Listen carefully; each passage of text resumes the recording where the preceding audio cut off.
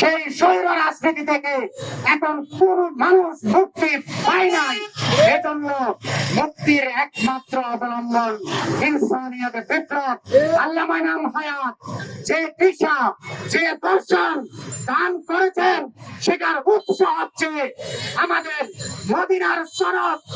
সেই থেকে মদিনার সনদের মাধ্যমে সারা বিশ্বের জন্য রহমত নিয়ামত সব মানুষের অধিকার স্বাধীনতা প্রতিষ্ঠার জন্য যে খেলাফতে ইনসানিয়ত তথা মানবতার রাষ্ট্র দান করেছেন, সেটাই মূলত আল্লামা ইমাম হায়াত করে করেছেন।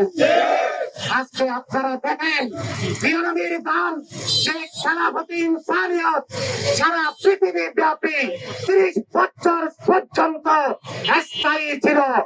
আর সেই খেলাফতের বিরুদ্ধে, খেলাফতে ইনসানিয়তের বিরুদ্ধে মুআবিয়া ইবনে আবু সুফিয়ান সেই মুলুকিয়াতের দ্বারা প্রতিষ্ঠা করে সব মানুষের অধিকার স্বাধীনতার রাষ্ট্র ব্যবস্থা,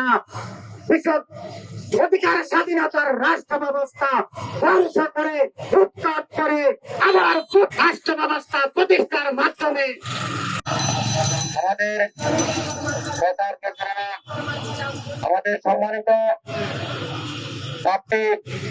আমাদের মাঝে ইনসানিয়ত বিপ্লবের দিশা নির্দেশন সুন্দরভাবে উপস্থাপন করেছেন।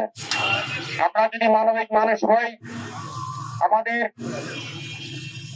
দায়িত্ব কর্তব্য জুলুম অত্যাচারের বিরুদ্ধে সত্য সুবিচার মানবতার পক্ষে যে একটা রাষ্ট্র, যে বিশ্ব ব্যবস্থা আমরা করতে চাই, সেটা হলো খেলাফতে ইনসানিয়ত।